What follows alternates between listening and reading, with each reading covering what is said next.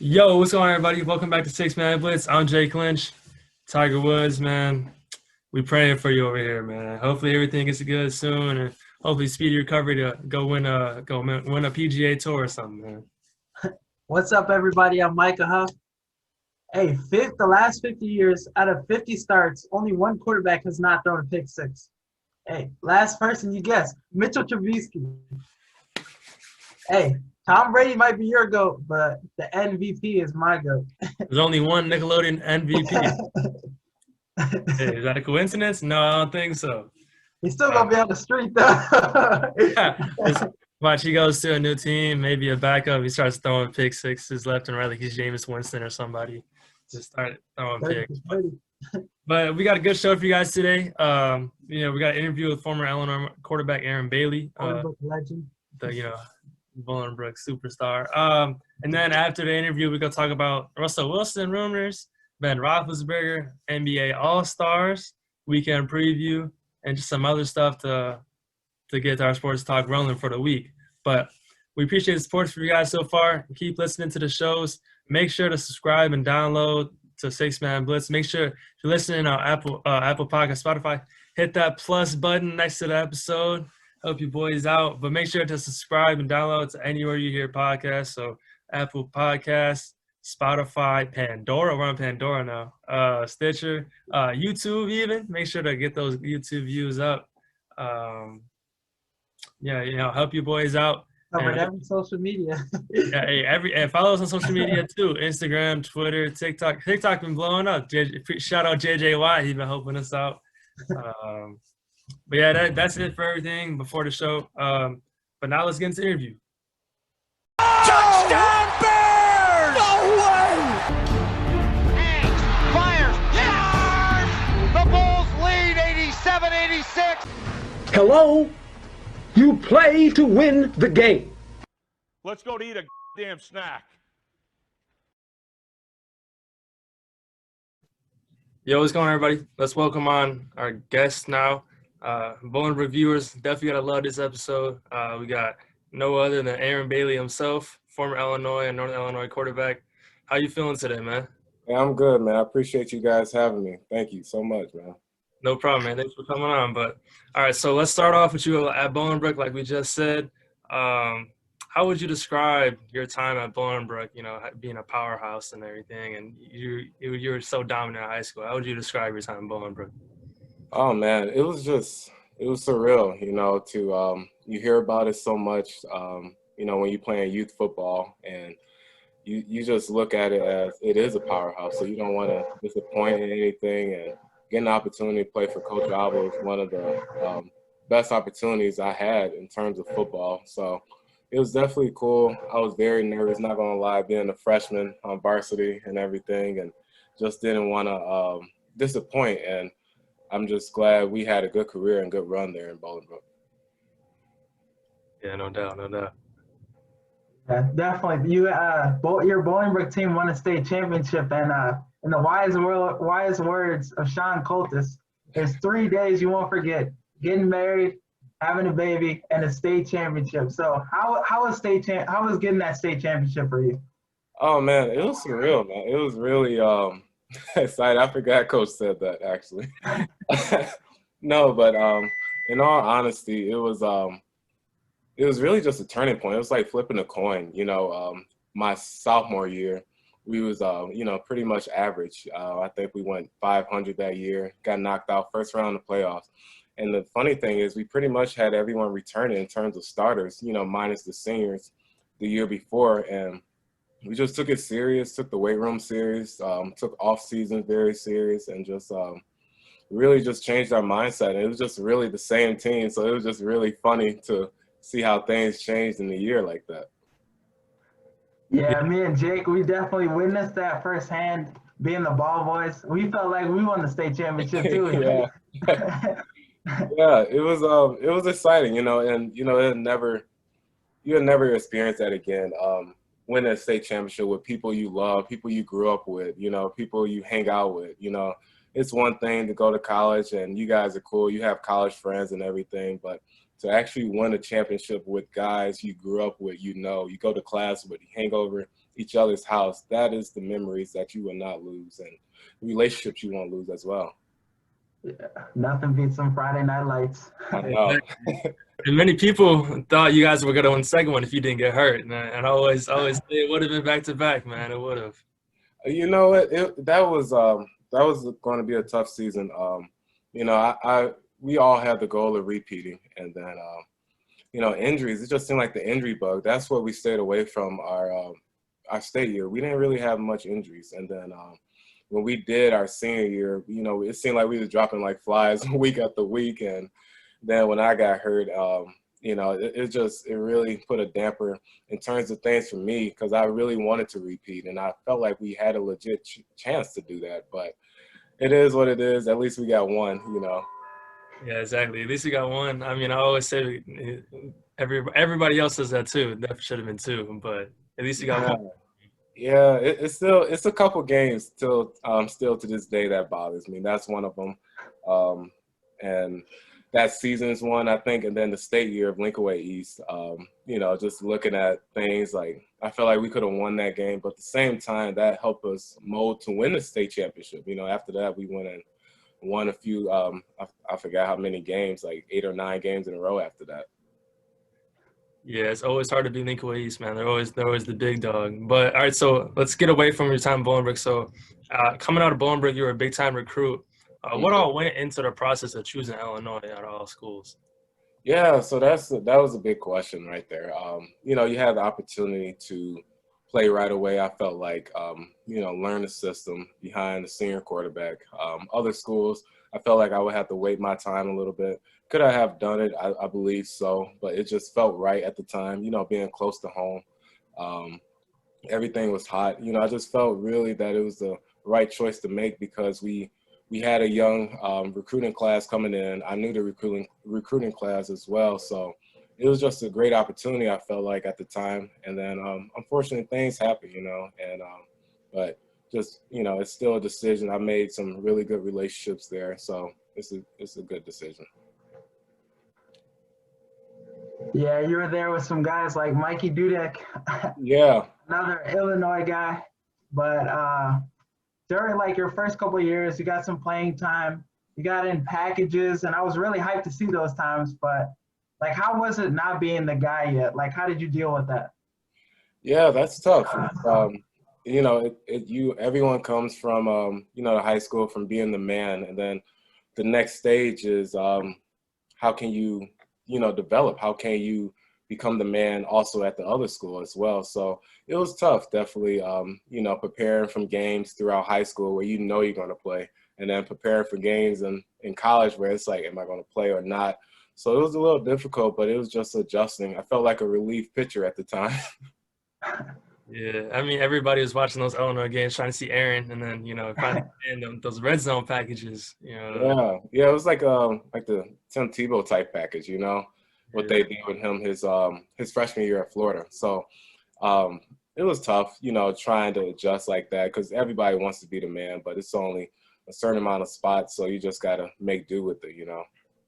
Right. So then you decided to transfer from Illinois. What all went into that process again, and then ultimately led you to choose Northern Iowa?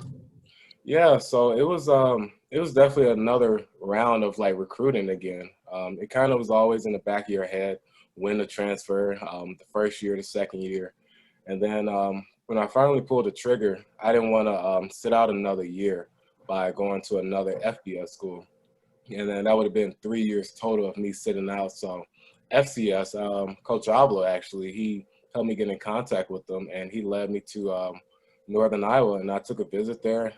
They fell in love with me. I fell in love with them.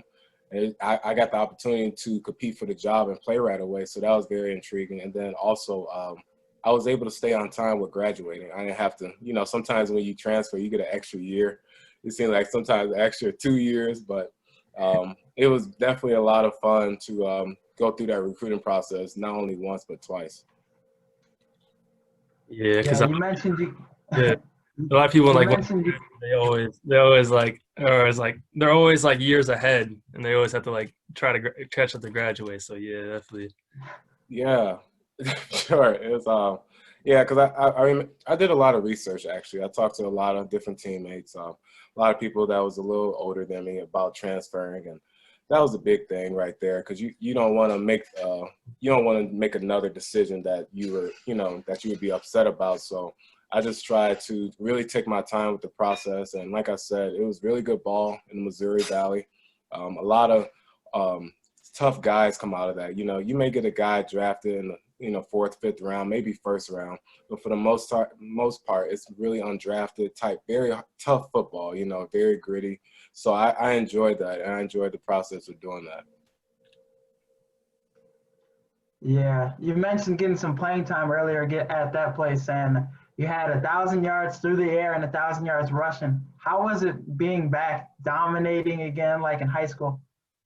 It was funny. It was exciting. So I think, freshman, sophomore year of college at Illinois, I played, but I didn't really, if that makes sense. So I had to find another way for me to get in shape. And so a lot of times after practices or especially in the off season, I would play basketball just to keep my wind up, and especially in the off season. So then I kept that up at Northern Iowa, and that was like a big rule, like no basketball, at Northern Iowa. But I needed something to get my wind up. So I would literally be playing at the gym, especially in the off season, from about 9 in the morning to 12 in the afternoon, just trying to get my wind up. So it was very good. I felt free. I felt very excited. It felt like I was at Bolingbrook again. I felt very comfortable. But the reason I told you about the basketball, because I needed something to get my wind up, and I was like in the best shape of my life right there. And I credit a lot of that to playing basketball. Definitely. Were you one of those hoopers that just like one of those football players they know that gets on the court? It's just going to foul, have like 6 fouls? No, you know what? It was funny. So me and my roommate, Bryce Douglas, we love Kobe Bryant, and we used to like watch the Kobe Bryant Lil Wayne song before we go play and like give us a little extra motivation. And in my eyes, I felt like I was Kobe, but I realistically, I was just running probably.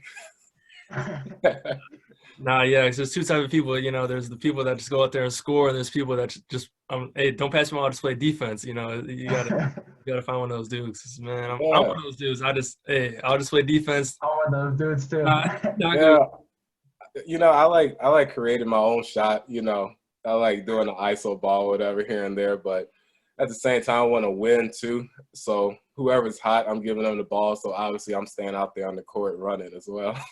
Yeah, because you talk about how you're in good shape. I think you had more rushing yards than on running back too, right? Yeah, we had a few running backs. I think we used like 3 running backs. So, I'm sure if we had just one main guy, we probably would have been. He probably would have been ahead of me, but I believe so. That, like I said, I credit a lot of that. I thank God for playing a lot of basketball. I mean, it was a lot, and that was like a secret rule: don't play basketball. Don't play basketball. That was like one of the forbidden rules, but I had to do something to get me in good shape. Right. So then your senior year, let's jump ahead to your senior year. First game, you guys beat Iowa State, which is a big FBS school, and Matt Campbell was even there at the time. So how was that game, beating an FBS school? Oh man, that was surreal. That first year, they really smacked us, man. My first year, felt like they beat the linen out of our pants, man. I was just like really, that was like one of the low points in terms of football for me right there. And that whole season and that off season, we really focused, and we knew we was gonna have to play them again. And that whole off season, we just really honed in on the passing game, changed things up a little bit on offense and defense, and just really dived into the playbook and studied them. And it was just a surreal moment. I think it was like 80,000+ fans there. It's little Northern Iowa, so we're not supposed to go in there and beat Iowa State. So to do what we did, it was just very amazing. It was a good game. It was definitely very hostile game. It was very, it came down to the wire, it felt like. But when we finally got the victory formation, man, it felt like we won the Super Bowl in a sense. Yeah, that's definitely a big win to knock off a team like Iowa State. But like you bring up Lincoln Ways in your high school days, what was the Lincoln Ways team you played in college? So And North at obviously at Illinois it's Ohio State, you know. But then at Northern Iowa, I didn't really know. I heard about them, but I didn't really know about them like that. And until we played them, and it was North Dakota State there with Carson Wentz and his crew. That was a fun game to play in, to play inside the dome, to play against him. Got a chance to play there twice, so that was definitely in the Ncaa East for in terms of college right there. Yeah, when you think of Missouri Valley, you think of North Dakota State. Yeah.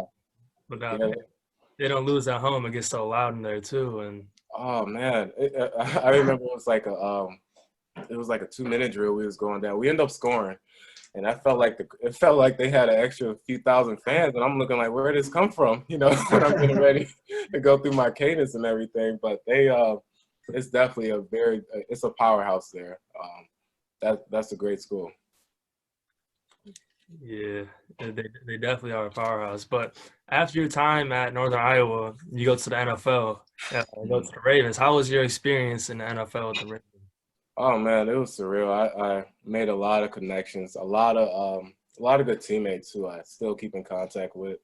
It was very surreal. You know, I'm not gonna lie. Like that first week and a half, I'm like, oh, that's so and so, that's so. You know, just getting excited. I'm like, I watched them when I was in high school, type of thing. You know, and then to finally be next door to them in terms of lockers, you know, that was pretty cool. And then after that, it was all business, just learning from them. I really keep in touch with Ben Watson. That's a really good friend of mine. Mike Wallace was a very great receiver. It was just very cool just to learn from him, learn how to take care of your body, to learn the ins and outs of football when you think you know football, but to really get in depth about it. It's definitely one of the best organizations I played for. Yeah, and you even wore number 8, so you were the Lamar Lamar Jackson before Lamar Jackson out there. You know, just yeah, that was surprising. So like in rookie camp, I wore number 1, and I was like, mentally being an undrafted rookie, I'm like, I know I'm not wearing number 1, you know, just from the standpoint. And then after rookie camp, I came back to my locker, and then I saw it with number 8. It was like, how would you like it? I'm like, I never wore 8 before. All I thought about was playing like Kobe out there, like I said. And then it's kind of a good thing that I was gone before Lamar. I'm sure he would have took number 8 if I stayed there. That could have been a lethal connection, though. But yeah. So in the year of 2021, what's next for Aaron Bailey? Oh man, what's next? It's a lot, man. I got a lot of different projects coming up. Staying in shape, and different things. Just working out. Staying at it, you know, just staying focused. I'm trying to give back to the youth, helping out in terms of the church and with the family business. And like I said, just different opportunities popping up in terms of sports and different things like that. So just weighing my options and just main thing, just trying to stay healthy out here and protect it. But for the most part, just, you know, staying at it, staying at the grind and just staying focused. yeah. Definitely. No matter what, you got the support from the 6-man Blitz. Hey, I appreciate that, man. I really do. I enjoy what y'all do, man. It was it's definitely it's a cool thing what you guys got going on here, man. I can't wait to see it take off, and I'm just happy to be a part of it. And I thank God you guys even considered me. I appreciate that, man. Yeah, no problem. But for the last part of the interview, we normally do a segment on our show. It's called Rapid Fire Takes, where we hit you with just some fast questions. So you ready for it?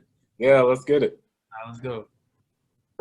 All right, what was your biggest game of your career? Like, it could be youth football, any, like, college. What is the game you, like, felt like nobody could stop you? Game I felt like no one could stop me. Probably Ncaa Valley State year. Dang, the Joey Radican days. Yeah.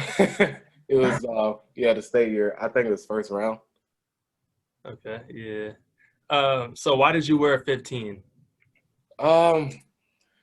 15, I wore it. Honestly, I enjoyed how Tim Tebow, how he played the game, and how he really showed living for Christ and being a Christian as well as myself. That was pretty cool to see that, you know, and then to play football. And, I kind of never really had a number. I always changed numbers each year and when the season went on. But then this number just really stuck with me, and I found it. and I liked it, and I just stuck with it. Great example of like football and God together, Tim Tebow, man. Yeah. But who was the best player you played against? Oh man, I played against. Yeah. Dog. I'm trying to think. Played a few. I've played a few. It was a few, honestly. It seemed like each year, each team had a problem from each level. Someone popped up on the scouting report.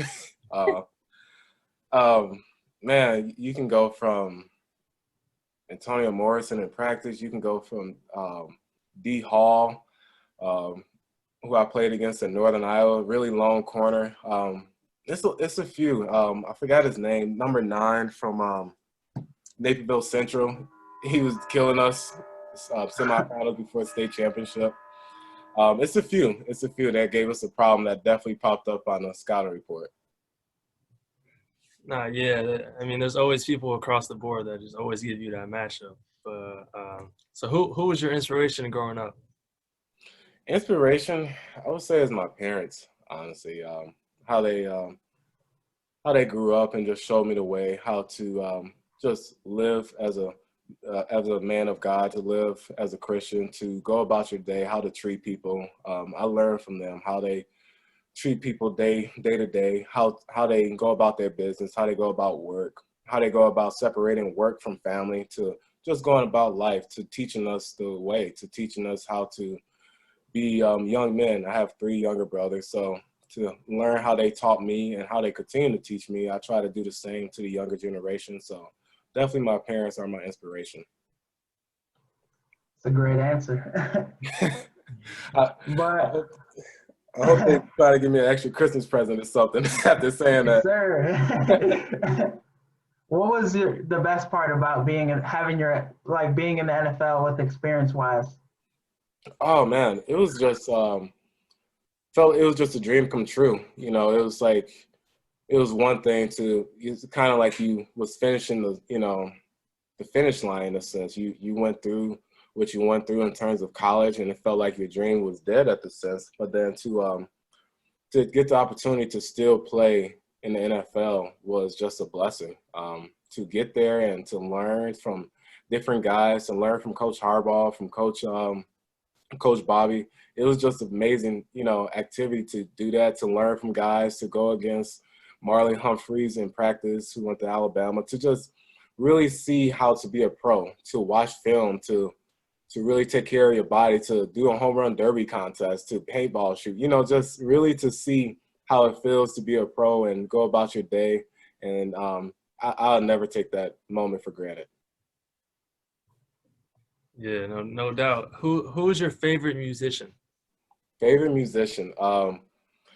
William McDowell is a gospel singer. I love William McDowell. He's a big football fan as well.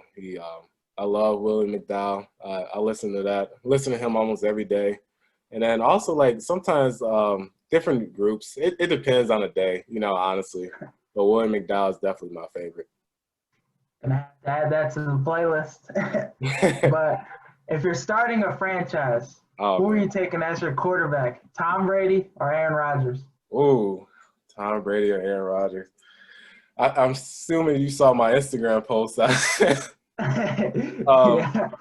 So you could take a lot from both of them. Aaron Rodgers is incredible athlete, incredible. He just got arm talent out of this world, and he's just the man. He make throws where I didn't even see the guy open. He threw him open. Tom Brady is an incredible leader. He just, the way he go about his thing and what he just did with Tampa Bay, that was just amazing, how he just took what he did in New England those 20 years and pretty much did it in Tampa Bay in 1 year. So to answer your question, man, you can't go wrong. I guess it just depends on what you want to, who's your surrounding cast, Me personally, I love Tom Brady and Aaron Rodgers, but I'll probably have to flip a coin on that one, man. I don't know. Yeah, definitely. You see what Tom Brady did with just people off the practice squad and stuff. Yeah. So hey, I'm taking Tom Brady. Yeah, you can't go wrong at all. What about you, Jake? I don't know. It's close. I'd probably go Tom Brady too. just because he's one more, but it'd be close because Rodgers, like, just what he does, like, week in, week out, just like talent. And he just won MVP, so it's just like, how can, and then you saw what Tom did, so it's like, how can you kind of go against one and down the other, But either way, you're in good position. You are. Either way, if it's a 2-minute drill, you have a good chance in winning if you have them as your quarterback. Yeah, no doubt. All right, so let's go back to your quarterback days. What receiver in the NFL would you like to throw to the most if you had the chance? Right now? Yeah, right now. Or like all time? Just go both, right now and all time. A little bit of both. All time, right now. Okay. All time, I would love to throw to Randy Moss. I would love to just like do a play action game and just drop back and just sling it and see, if I could. I know I can see if I can overthrow Randy Moss type of thing. I would love to do that. I feel like he makes the job so easy in terms of a quarterback. You could just throw it up to him. You know how we all used to say he got mossed, in the schoolyard and everything. But right now, I would love to. It's a few good receivers that I'm looking at, but I really love the route ability of Jordan Jefferson. I really love how he runs his route, how he get in and out of his cuts, and then Odell, and then Devontae Smith. I love how slick and smooth he runs his routes. But in terms of NFL, definitely Odell. I love how he gets in and out of his cuts. He runs a route tree, with his eyes closed. He gets open. You can throw him open, or he can get open with them himself. So I would say Odell right now, and then Randy Moss all time. Good list. There's some new names too. That's like, I was thinking of some like, older vets kind of guys, but I like those names. Yeah. So this one, you can go ahead. You can go ahead. No, I love the younger generation. Of course, you love the older generation. You respect their talent. You want to, you know what they can do. It's just, you want to see what the younger generation could do as well. And it was just cool just following them, and you just hope that they can continue their success from college on in the NFL. Right, yeah. So this one's a tough question as well. One of our second to last one. Yeah, 3 dinner guests, dead or alive. Who are you choosing? Oh, 3 dinner guests. Oh, you caught me off guard on that one. I probably, man, it's a few. You just want to learn from people. I would love to have dinner with like Peyton Manning, just to pick his brain in terms of football.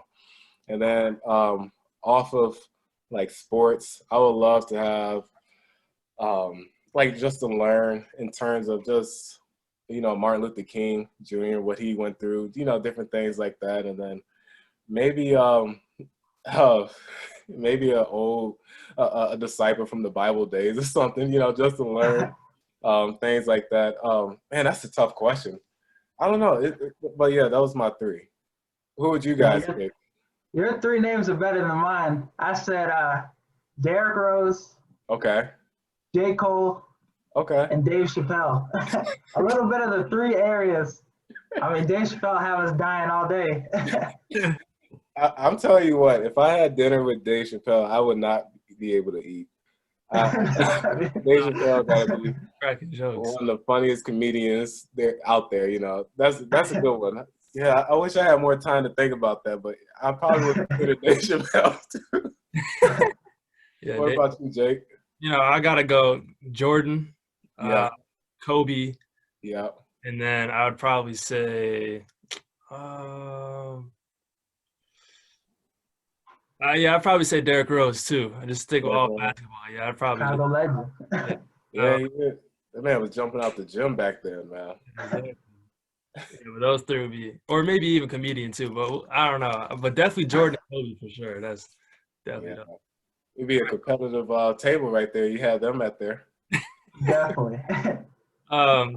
But so for our last question, always the best question. You got to say the best for last. Hey, our guests are 3-0 right here. Let's see what you think. All right, in the movie Cars.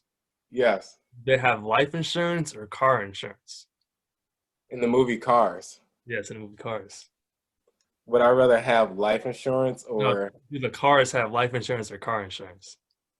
They gotta have life insurance, right? Yeah, that's 4-0 then. If you Oh, say I got it right?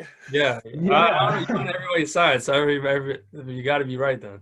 You know, it helps that I have a 10-year-old brother too who I watch a lot of these movies with. So yeah, it's I guess life insurance, because if the engine goes out, I guess they go out. Yeah, exactly. Yeah. So, I mean, it's you can make an argument for either case, but it's 4-0 so far, so that's a good sign. That may have to be an Instagram post later. Put that up there and see what people think. And make sure to tag that 6-man blitz though. Yeah. You already know. I got you guys. Well, all right, that's all we got for interview. So thanks again for coming on, and I wish you nothing but the best, man. Hey, I appreciate that, Jake and Michael. I enjoy this, man. Definitely got to do this again sometime. Thank you again for inviting me, and I just appreciate it, guys. God bless you guys, and hey, I can't wait to see the show really take off for you guys. Appreciate it. No problem, bro. All right, now we're back. I know you guys missed us, but I hope you guys 5-0 in life insurance now, man. After that interview. 5-0, man. Hopefully it's gonna change soon. Maybe we'll see. But hope you guys enjoyed that interview. We got some more interviews for you guys coming up soon. We got Jake Mayon, former Northern Michigan and Germany Football League running back next week. So that should be a good interview. Hopefully got some more coming up soon. But now let's get into the sports talk. We got some rumors circulating with Russell Wilson today. Adam Schefter put out a tweet saying Russell Wilson has told the Seahawks he wants to play in Seattle, but for trade were considered, only teams he would consider would be the Dallas Cowboys, New Orleans Saints, Oakland Raiders, and the Chicago Bears. Every Chicago Bears fan got on Twitter immediately right after. Hey, so there's a chance to come to the Bears? Everybody retweeting Tariq Cohen's Twitter, Cordell Patterson. Everybody retweeting Cordell Patterson, he recruits. Yeah, but he don't get nobody though. That's the thing. He be recruiting, but he don't get nobody. He like the D3 football coach that nobody wants to go to. Hey, do you want to play football? it's like the Army recruiters at the lunch table. You want to go to college? Yeah, I remember they told me, "Hey, you want to go to college? The Army's the perfect place for you." I don't think that's how it works. They're trying to see how much pull-ups you can do. It's like, man, that ain't for me. But back to Russell Wilson real quick. Do you see him getting traded away from Seattle, or do you kind of just see this as just some BS? I see it in the future. I don't see it in the near future. It's something that there's got to be one pipe that has to break within this relationship. One thing that's got to go wrong. I mean, they need to get him an O-line. If he takes 50 more sacks next season, bro, he out of there. Right, exactly. Ever since the Seahawks traded away, since the Seahawks got Jimmy Graham, they traded away their best O-lineman. Their O-line has been down ever since, and there's never. But if you see Russell Wilson back there, he's always spinning out of the sacks and stuff. But he sometimes kind of puts it in his own hands, and he's kind of the problem sometimes too. Later on in the year, he was throwing some bad balls and stuff. But Seattle definitely needs to put some talent around him. They don't have a first-round pick this year or next year, so they got Jamal Adams. But saw how that worked out this year. But would you blow it up though if you're the Seahawks? I mean. Because their division, the Rams, the Cardinals are going to be good. The 49ers are going to be good. So do you hardest division in football, easily. But it's what would the trade offers be for Russell Wilson? Hey, you maybe get a Teddy Bridgewater if you go to the Panthers. But it's would you offer more for Russell Wilson or Deshaun Watson? Deshaun Watson, he's younger. Yeah, but Russell Wilson's been to the dance before. He also had that defense, the Legion of Boom. Yeah. And that was one of his first 2 years. He went back-to-back to the Super Bowl. Right. That was in his first couple of years. One of the greatest defenses of all time. LOB. But, Sean, that's but it's the question is who would you rather want on the Bears, Deshaun Watson or Russell Wilson? I feel like that's the Deshaun Watson, to be honest. Deshaun Watson? I don't know. Hey, the Michael Jordan of football. Dabo. I only said LeBron James. Hey, that's a phony GOAT. We're going to get into that GOAT conversation later, though. But If the Bears are lucky to get either of the two, man, I'll take them. That's a perfect scenario. Man, Like, how much do you have to give up to get one of those two? the thing is, I'm gonna be out of college when we start getting first round picks again. If we trade for Deshaun Watson or Russell Wilson, That asking price. You saw what the Panthers are willing to give up. Their best receiver and their offense in general, Christian McCaffrey. So it's just like, I don't know, man. and the Texans not even answering the phone in that deal. It's like They haven't even picked up the phone yet. the Texans GM is still saying they're not trading them. It's like, man. But did you see that meeting though? He came in, he was like, "Oh, Deshaun Watson still told him I don't want to be here." Yeah, and they're like, "Oh, we're gonna trade you though." Man, it's the highest value you gotta get from Deshaun. Teams offering crazy amounts. Like, man, the Jets gonna be a good trade. And they're like already in like rebuilding like setup because they don't have. What do they have? The Texans wise, like they're J.J. Watt's gonna be gone, one of the best defensive players. Who's the Texans' second best player? I don't know. I think it's Laremy Tunsil. Maybe.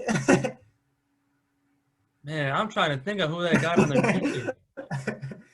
Drawing blanks. This is insane. Ooh. They don't got Will Fuller anymore, right? So they got Brandon Cooks. They got Will Fuller, but he's like a free agent. So they don't have him. So it's Brandon Cooks then. Yeah, Brandon Cooks had 1,000 yards last season. David Johnson too, maybe on a good day. Man, but all right, let's stop talking about the Texans, man. It's going in a bad direction. Let's talk about the Pittsburgh Steelers. They announced that Big Ben is coming back in 2021. He's expected to have a $41 million cap hit. Is this a good move for the Steelers or a bad move setting them up for failure? I mean, like, what other options do they got? They could eat that cap though with the cap wise though. But hey, Ben Roethlisberger, no matter how old he is, you still can win with him a little bit. He had 33 touchdowns last year and 10 interceptions. He was still productive, still good, but they just had so much problems. They need a number one receiver. They don't have a number one receiver right now. And that O-line is god-awful. Yeah, they couldn't even run the ball last year. Yeah, they didn't. Their running game wasn't even intact. So, I mean. And think about this. James Conner, Juju Smith-Schuster, Andrew Verjao, or however you say his last name. Yeah, they're all going to free agency. But a lot of them are going to free agency. So it's like. They don't got the money. They don't have the money. They're negative cap right now, and they got to owe Big Ben $41 million. It's like maybe if you restructure it, I could see that. But man, Ben Roethlisberger not the same no more, man. I think it's a bad move. But it's the thing is about the Steelers though, they're a good organization. So yeah, they're gonna be bad for a few years, but they're gonna turn it around. Hey, even when they're bad though, like when they had Mason Rudolph, that man had concussion the last 3 weeks, even though he's still playing. But they still won games. They still find ways to win games. Tough. Mike Tomlin's a great coach, so I think they'll be in our. But if they struggle for a little bit, he might be gone though. Yeah, even though he's like had a winning season almost every year. Yeah, he's not the problem. That's the thing. They go turn out to be him to be a problem, but he's not the problem, man. All right, so dude, like imagine though, like an NFL without Tom Brady, Drew Brees, Ben Roethlisberger, all those quarterbacks retired. I'm saying, like, we got that little taste of that with Eli Manning and Phillip Rivers, or not, Peyton Manning, Eli Manning, and Phillip Rivers gone. So it's like, the NFL changed. It's like the NBA. It's like Carmelo getting old, LeBron getting old, CP3 is getting old, the banana boat team, you know. So it's getting weird, man, but hey. All right, so now let's get into some NBA talk. All-Star team announced. That boy Zach LaVine, All-Star. Let's go. Finally, man. He was averaging 28 a game. Crazy, man. He been hooping lately. But who do you think are some of the biggest snubs? Devin Booker, obviously the biggest one, but he got replaced with Anthony Davis. I'll go first on that, actually. Trae Young got snubbed. And he averages 27.2 points, which is 10th in the NBA, and he averages 9.5 assists, which is 3rd in the NBA. Yeah, he should have got in. 10, but it's like, but on the same hand, it's like, who do you get rid of? You could get rid of Vucevic or whatever his name is in the Magic. I mean, because if you like All-Star is about your team being good, how much you bring into the team.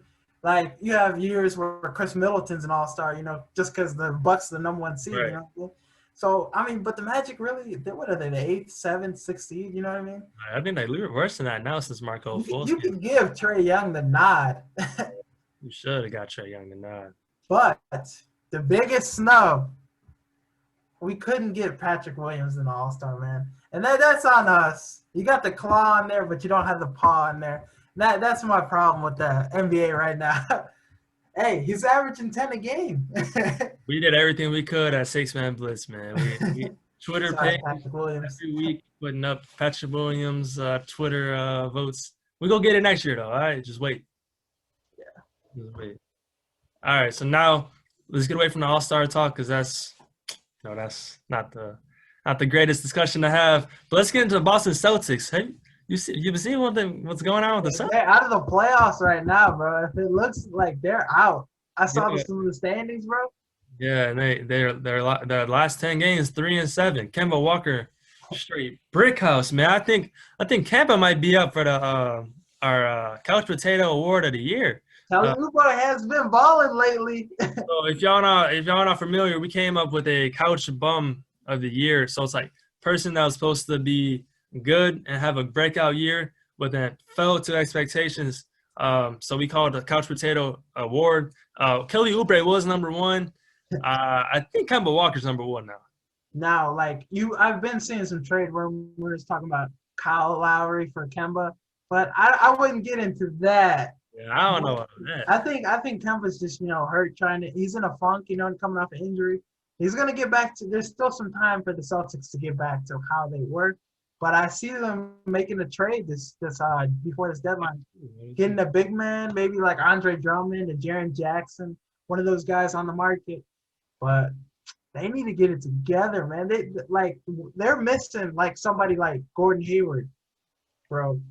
Another scorer, because Tatum and Brown, and Marcus Smart being hurt right now isn't really helping either. Man, yeah, they got one of the top. I think they got a top 10 duo in the NBA with Jaylen Brown and Jason Tatum. That duo is insanely good and it's underrated because. And one of the best young duos. Is there another young duo that's better than them?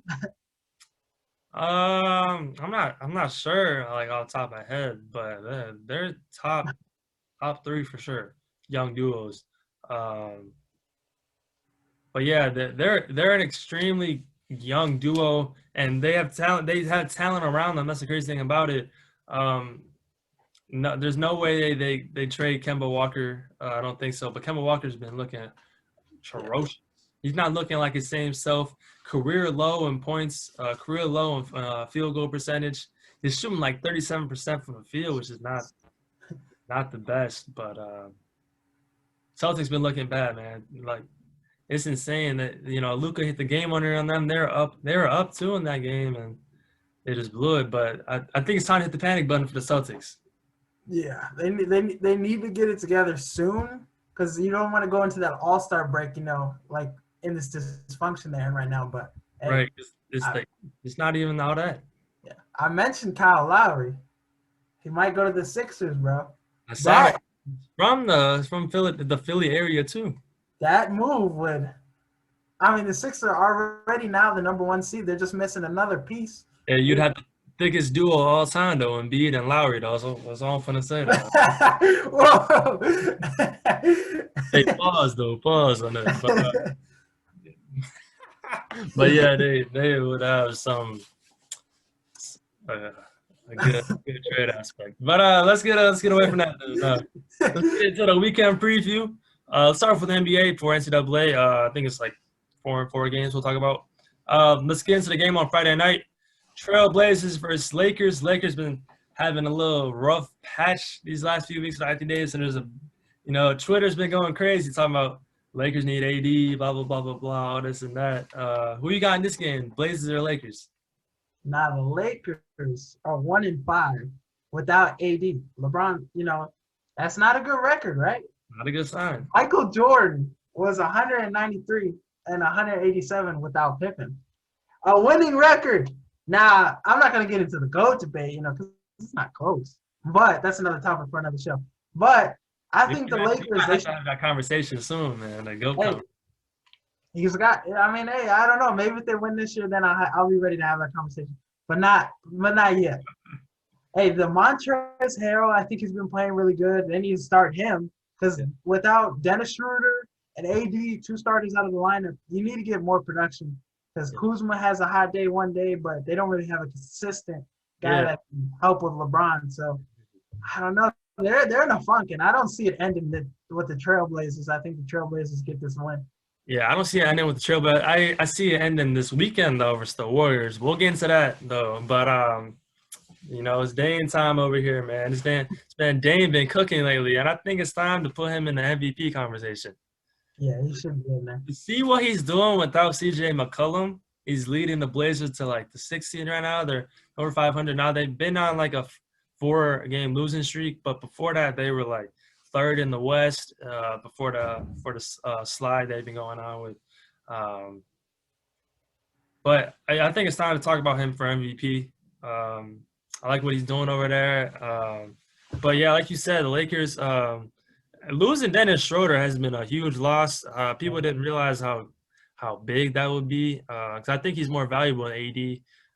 Because obviously AD is like one of the best players for the Lakers, but it's like Akeem Hicks being out for the Bears. Like he's not the best player, but he's like, that third option. It's just like, whoa. That valuable, exactly, he's that valuable piece. But THT is finally starting for the Lakers too, which is a good respond to our DM, THT. Not responding, man. But all right, now let's get into the Mavericks versus Nets. Who you got in this game? The Nets they've been hooping lately. Hey, hooping. And Irving, bro, they're the 2nd seed in the East right now. And I said all that stuff about them too. All right, dude, every time we slander somebody on this show, man, they start hooping. I don't know why. I need to start slandering Patrick Williams. Maybe he'll be hooping. Or Kobe White, or Wendell Carter Jr. Wendell Carter Jr., you a bum. He's 2nd in the couch potato. Nah, let's not go that far. Kelly Oubre still 2. Russell Westbrook 3. Yeah. Well, but I think that like the Harden and Irving together, that's just enough firepower to overpower this Mavericks team. And hey, they're talking about trading Porzingis too. This Mavericks team. I think they need to. I think it's time. Hey, I don't know, but I like this net. I like how they're rolling right now. Without Kevin Durant, they're still dangerous. Bruce Brown had 29 points a couple of games back. So, I mean, everybody's getting the hot hand. So, I like this Nets team, and I see them blowing out the Mavericks. Yeah, I think it's like you said, Porzingis has not looked the same since getting traded to the Mavs. Because he was so good on the Knicks, and they're like, put some talent around him. The Knicks would be good. Nah, let's ship him away. Knicks looking like the winner of that trade, even though Dennis Smith Jr. is not even on the, not even playing. But free that man, by the way. But they need to get some talent around Luka. Luka hit that game winner the other day. Ooh, that man. If they got some talent around Luka, the Mavericks could be so good. Yeah, they need some people who can play defense. Yeah, they need. They score a lot of points though, but they can't win games because they don't play defense. We saw how good they were. Like, Porzingis he looked good in the playoffs before he got injured, Yeah. They took the Clippers. Imagine how high scoring this game is going to be, though. Yeah, the Mavericks will still put up 120. The Nets, any game the Nets play will be high scoring. But when a team that don't play defense plays the Nets, exquisite. All right, now let's go into the Clippers versus Bucks. 2 of the best teams on paper, I would say. For their each conferences, one of the best. I'm not gonna say the best, but some of the best teams from recent dominance. Who you got in this game, Giannis or Kawhi Leonard? The Clippers are 6-2 in the last 8 games. They're straight hooping. Paul George is having a good he's being consistent. Hey, he's hooping, bro. Hey, don't disrespect him. Wait till the playoffs. It's not the playoffs yet. We can't slander him. He's hooping. Wait till the playoffs. That's all I'm going to say. But Kawhi Leonard is playing good too. They both had 30 points in the last game. And Marcus Morris and Lou Williams, they're finally finding their way on the bench. Reggie Jackson moved to the bench. I like that move. And they're finally healthy, and they're getting that cohesiveness together that they didn't have last year. So I think we're going to see a better Clippers team down the road this year too. But I got Clippers in this one. That's my finals pick. I said 76ers Clippers before the season started, and I'm sticking with it. I'm speechless, man. You got the Bucks in the finals? No, I said 76ers Clippers. Okay. I was about to say, man, I don't trust the Bucks at all, man. Especially second round. with Kawhi Leonard on Giannis, because he's one-dimensional, and Kawhi's gonna try to force him to shoot some threes. We'll see how that goes, but Giannis. Both of these teams can make moves at the deadline too. So Kyle Lowry could go to the 76ers and the Clippers. Hey, you might see a familiar face come back to Lob City. Hey, but I'm not gonna say I have some inside sources. But You don't have inside sources though. You act like an analyst. You don't got no inside sources, man. Stop capping. Not capping.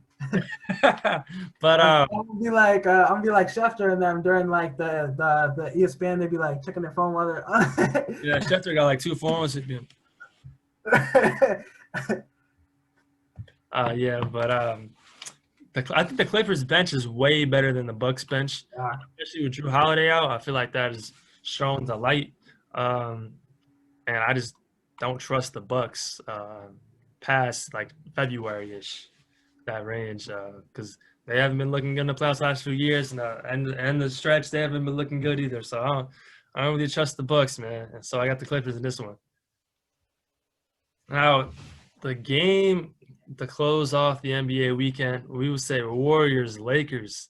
I referred to earlier, I think I got the Lakers in this one because there's no way they win all those games in a row, lose all those games in a row. The Warriors, they've had some tendencies to be inconsistent, putting up good numbers one week, putting up bad numbers the other week. I just don't see the Lakers losing this many games in a row, though. Like, you know what I'm saying? Yeah, I like LeBron. His team's going to win some games, you know what I mean? If it's just him. We've seen him take a Cavs team, just him, to the finals. So he's going to win games, you know, like without a supporting cast. But, like, this Warriors team, it really depends on if Curry just drops 40 by himself, you know, Oubre and Wiggins, they have terrible shooting nights. But if they have, like, Oubre and Wiggins and Wiseman even have good nights, then this Warriors team is a different team. You know what I mean? So that it just really depends on what happens with that.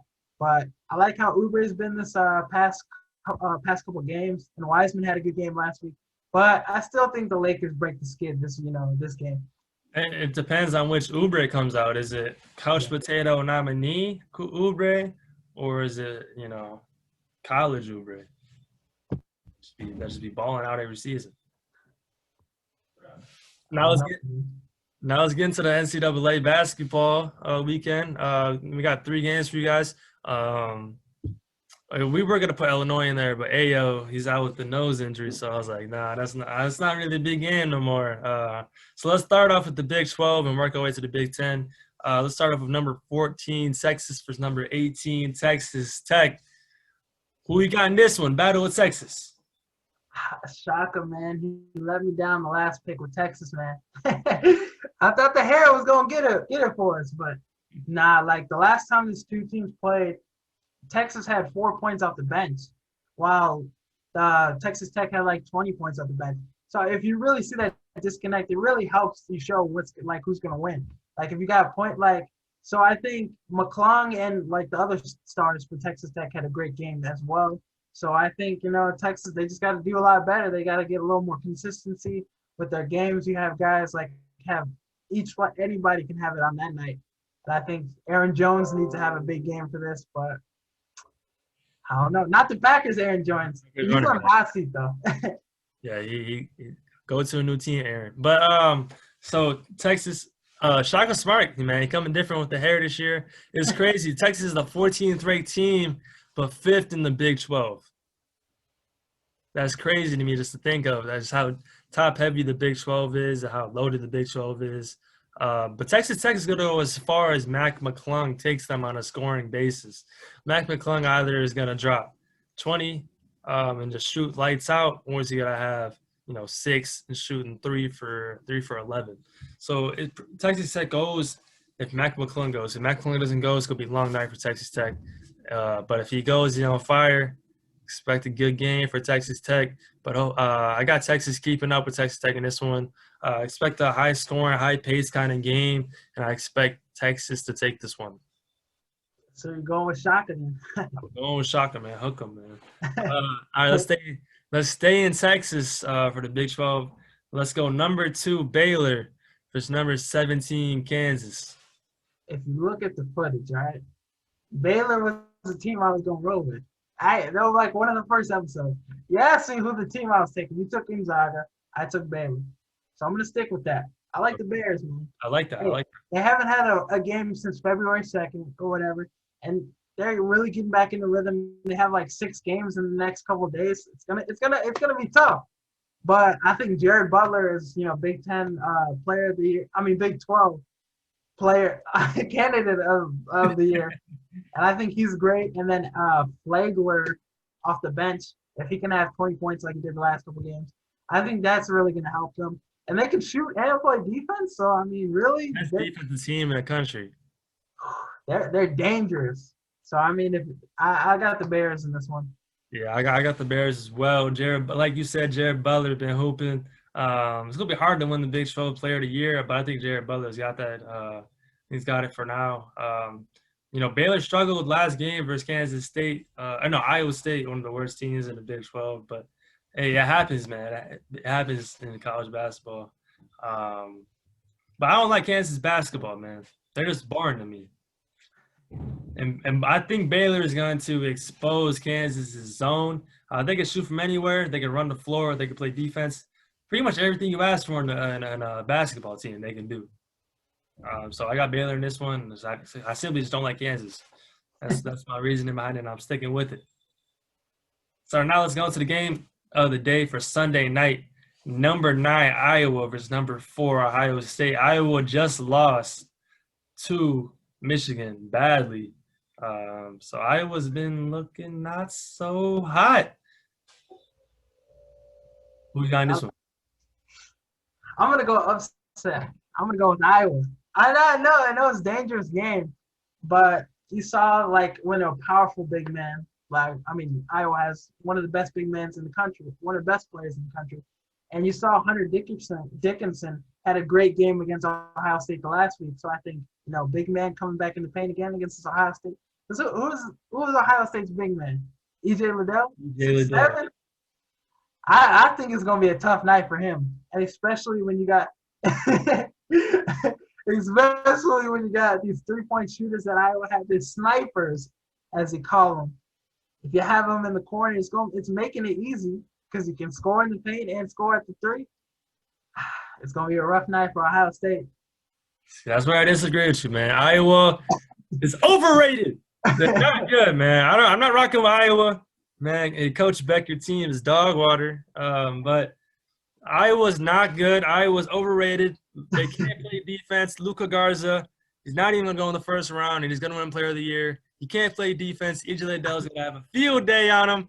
Iowa, if they can't shoot, they lose, which is like every damn night. So playing real opponents. Ohio State, P.J. Washington, E.J. Liddell, both going to have 22, and they're going to score 80 points on Iowa. But Iowa's going to score 72 because that's what they do. It's going to be a high-scoring game. Iowa sucks. They're going to get exposed in a tourney. Ohio State's finally good at any other sport besides football. They're good here in basketball. E.J. Liddell's going to go crazy, and Luka Garza, who's going to get exposed. So I got the Buckeyes in this one. I like your enthusiasm. But we'll see, man. I just don't like Iowa, man. I just don't like Iowa. It just had to be said, man. It just had to be said. I mean, they're the way that their football team, man. There's a lot to not like about them. The only good thing about them is when they wave at halftime. Yeah, it is. They do got some bad girls there. But all right, let's go into some closing remarks. What you got for closing remarks, man? Oh, hey, it's heating up. The Bears might get a quarterback that is good. The best quarterback the Bears have ever had is Jay Cutler, Sid Luckman, maybe. I don't know. Good luck with Might Dale have- too, though. So it's And we've never had a black quarterback either. So it might be in the future, might be in the works. Whether we get one in the draft, who would you rather see coming out of the draft? Trey Lance, Mac Jones? Who would you rather see? Mac Jones. Mac Jones for sure. Really? Yeah. Did you see that one? The one I sent you today, the mock draft where Justin Fields going like 22 to the Steelers. Hey, that dude needs to get fired. I don't know why they listen to anybody but Todd McShay and them boys. Like, Mel Kiper was getting exposed today, man. They hated his mock draft, man. it's really hard though with the draft though. But I mean, usually that one is like it's really first pick is obviously Trevor Lawrence and all those like the first couple picks. But Kyle Pitts, man, when you put them trades in, it gets risky. Everybody hates him. But the dude that had the Steelers taking Fields at 21 was Charlie Casarelli. Charlie Casarelli, former for the Texans and Washington football team. So he does have experience, but he too old now.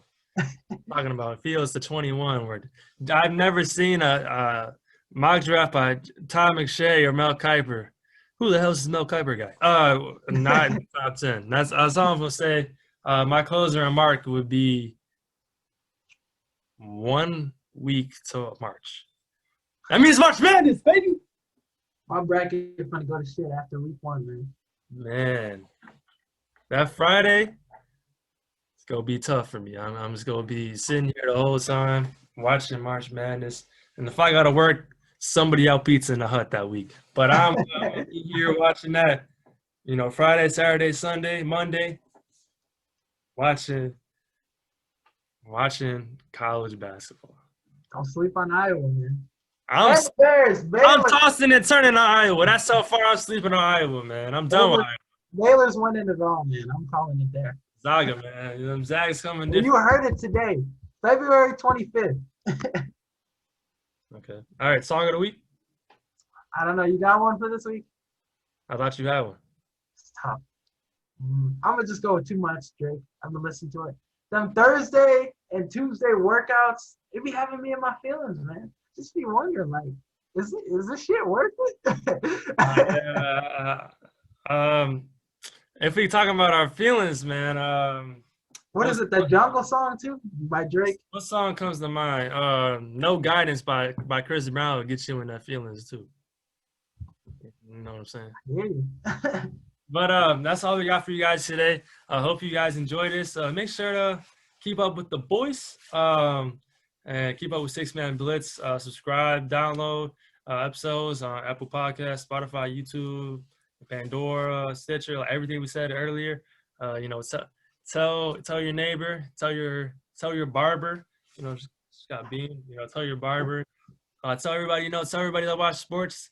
Let them know. Subscribe to Six Man Blitz. It would be greatly appreciated. You got anything else before we close? I think you covered it perfectly.